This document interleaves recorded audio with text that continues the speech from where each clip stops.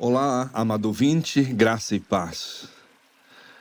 Como vai as coisas? Tudo bem? Espero que sim. Que com a graça e a bondade de Deus, bem presente na sua vida, na sua família, sempre te sustentando e te guardando em cada instante. Sou o pastor Wilson, da Primeira Igreja Batista de Marechal Cândido Rondão, e mais uma vez é um prazer, uma alegria podermos compartilhar desse tempo que Deus nos permite, de estarmos juntos e que a nossa fé possa ser edificada e acrescentada pelo Senhor. Nós estamos tratando sobre os gigantes que nós combatemos na nossa alma. Domingo anterior falamos sobre a solidão, hoje eu quero falar sobre a ansiedade. Também um dos males bem presentes no nosso dia a dia, na nossa vida. E precisamos estar atentos e estarmos preparados para enfrentar este grande gigante que tem combatido contra nós. Vou usar Mateus 6, 25 ao 34, onde Jesus diz: portanto, eu lhes digo, não se preocupem com sua própria vida quanto ao que comer ou beber, nem com seu próprio corpo quanto ao que vestir. Não é a vida mais importante que a comida e o corpo mais importante que a roupa? Observem as aves do céu, não semeiam, nem colhem, nem armazenam em celeiros, contudo, o Pai Celestial as alimenta. Não têm vocês muito mais valor do que elas? Quem de vocês, por mais que se preocupe, pode acrescentar uma hora que seja a sua vida? Por que vocês se preocupam com roupas? Vejam como crescem os lírios do campo. Eles não trabalham nem tecem. Contudo, eu lhes digo que nem Salomão, em todo o seu esplendor, vestiu-se como um deles. Se Deus veste assim a erva do campo que hoje existe e amanhã é lançada no fogo, não vestirá muito mais a vocês, homens de pequena fé? Portanto, não se preocupem dizendo o que vamos comer, o que vamos beber ou o que vamos vestir, pois os pagãos é que correm atrás destas coisas, mas o Pai Celestial sabe que vocês precisam delas. Busquem, pois, em primeiro lugar o reino de Deus e a sua justiça, e todas estas coisas lhes serão acrescentadas. Portanto, não se preocupe com o amanhã, pois o amanhã trará suas próprias preocupações. Basta cada dia o seu próprio mal. Prezado ouvinte, Dr. Gary Collins, psicólogo clínico e cristão, chamou a ansiedade de a emoção oficial da nossa época, base de todas as neuroses e o fenômeno mais penetrante desse tempo. Gary Collins também apontou que dois outros tipos de ansiedade atraíram a atenção dos especialistas nos últimos anos. O estresse pós-traumático, que é um estresse intenso, como fruto de uma guerra, de um estupro, terrorismo, assalto, sequestro, tragédia, um acidente grave, ou seja, uma situação que nos levou a enfrentar um desafio enorme e pode deixar uma marca de ansiedade permanente. Mas também tem a síndrome do pânico, termo usado para descrever ataques de medo, pânico e terror repentinos e aterrorizantes que acometem pessoas aparentemente bem, geralmente sem aviso prévio e quando menos se espera.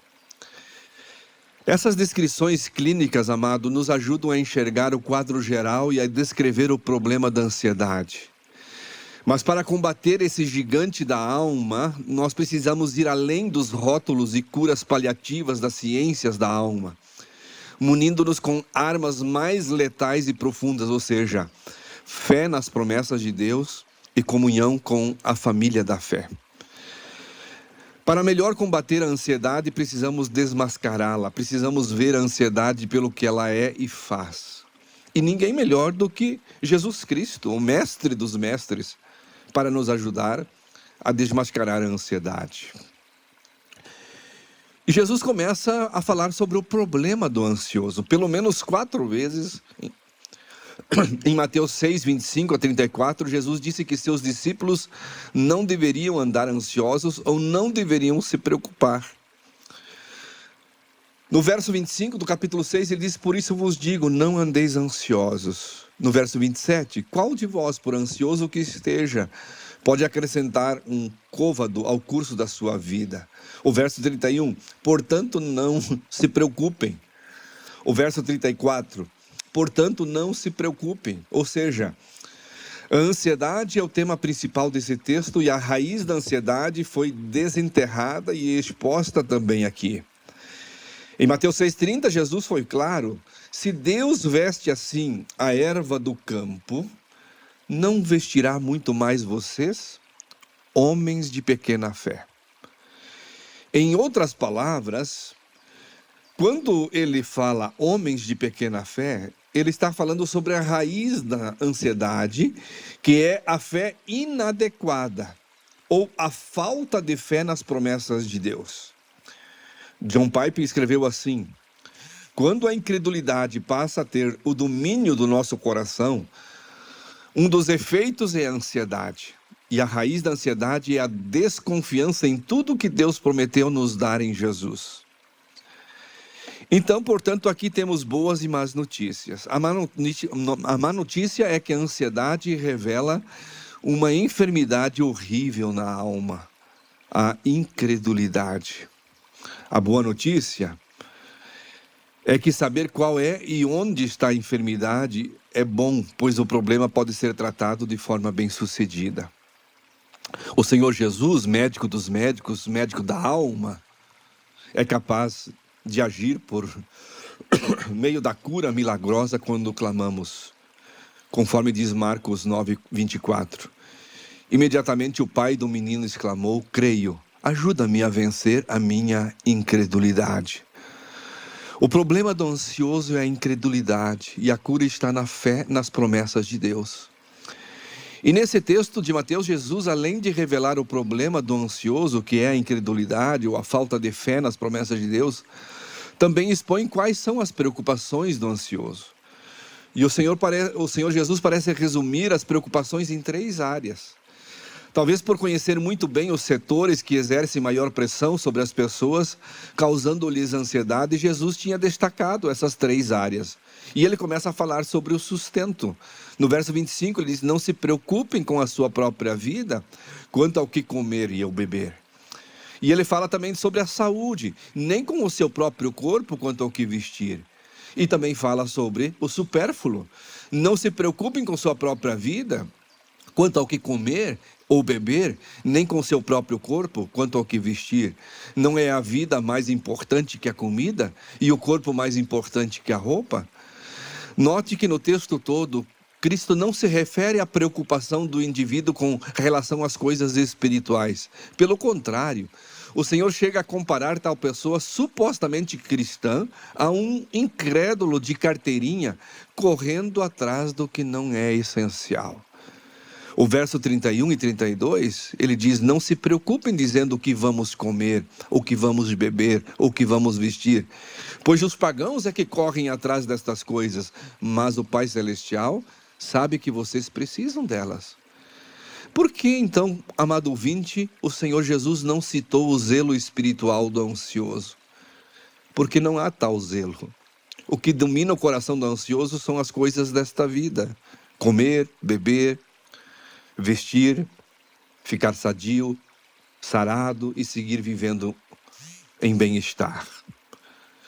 Mas também aqui nós temos como o ansioso ele procede. Além do problema e das preocupações, Jesus parece revelar nas entrelinhas do texto de Mateus o proceder do ansioso. E ao examiná-lo, nós vamos descobrir a diferença que há entre prudência e pecado. E ele começa a falar sobre trabalhar de forma desmedida. No verso 26 ele diz: observem as aves do céu, não semeiam, nem colhem, nem armazenam em celeiros, contudo o Pai Celestial as alimenta. E no verso 28, por que vocês se preocupem com roupas? Vejam como crescem os lírios do campo, eles não trabalham nem tecem. Sim, as aves não semeiam, não cultivam, não colhem e não armazenam, mas voam para encontrar o alimento. É voando atrás do alimento que o Pai Celestial as alimenta. Portanto, Jesus parece estar dizendo que devemos nos preocupar com a comida e com a roupa do dia e não com a fartura da lavoura, nem com a última novidade da moda. Paulo, por exemplo, entendeu da mesma forma. Em 1 Timóteo 6, 6 a 8, ele diz: de fato, A piedade com contentamento é grande fonte de lucro, pois nada trouxemos para este mundo e dele nada podemos levar. Por isso, tendo o que comer e com o que vestir-nos, estejamos com isso satisfeitos. Jesus está dizendo, não trabalhe de forma desmedida, trabalhe o necessário e viva com fé. Outra coisa que Jesus trata aqui é o acumular de forma desnecessária. O verso 26, observem as aves do céu, não semeiam, nem colhem, nem armazenam em celeiros, contudo o Pai Celestial as alimenta. Por que você se preocupa com roupas? Vejam como crescem os lírios do campo, eles não trabalham nem tecem. Amados, Jesus está combatendo o acúmulo desnecessário, armazenar além da conta, ter além do que precisa, sem pensar no céu e no próximo. E é o que realmente ele falou em Lucas 12, 19 e 20. Então direi à minha alma, tens em depósito muitos bens para muitos anos, descansa, come, bebe e regala-te. Mas Deus lhe disse, louco, esta noite te pedirão a tua alma, e o que tens preparado para quem será? Assim é o que entesoura para si mesmo e não é rico para com Deus. Ou seja, não pensa no céu e nem no próximo. Então o desafio é não acumular desnecessariamente. Tenha o suficiente para você e para repartir com o próximo. E viva com fé. Mas também ele fala sobre comprar de forma descontrolada. Portanto, não se preocupem dizendo o que vamos comer, o que vamos beber, ou o que vamos vestir. Pois os pagãos é que correm atrás destas coisas. Amado ouvinte, Deus sabe que precisamos de comida, de roupa. Cabe ao justo ser honesto, trabalhador, e as demais coisas o Senhor irá acrescentar. Mas também ele fala sobre o pensar de forma desenfreada. Portanto, não se preocupem dizendo que vamos comer, ou que vamos beber, ou que vamos vestir. Pois os pagãos é que correm atrás destas coisas. Mas o Pai Celestial sabe que vocês precisam delas. O ansioso vive com a mente ligada, a mil. São pensamentos intrusos que não param de chegar, roubando-lhe a paz e o sossego. Sempre há alguma coisa com que se preocupar, do essencial ao supérfluo. Por isso, prezado ouvinte, o grande desafio ao meu e ao seu coração é confiar de que Deus, Ele é fiel, de que Deus, Ele sempre irá suprir cada uma das nossas necessidades. Que Deus, Ele é bondoso e que Ele estende a sua mão de bondade e misericórdia para nos sustentar. Livremo-nos da ansiedade. Faz mal à nossa saúde, faz mal ao nosso relacionamento, faz mal ao nosso bem-estar e ao nosso coração. Que Deus nos dê graça, força para confiar plenamente no Senhor, de que Deus não falha e de que Deus não nos abandona jamais e que Ele sempre irá suprir cada uma de nossas necessidades. Que Deus abençoe esta palavra no meu e no seu coração. Amém.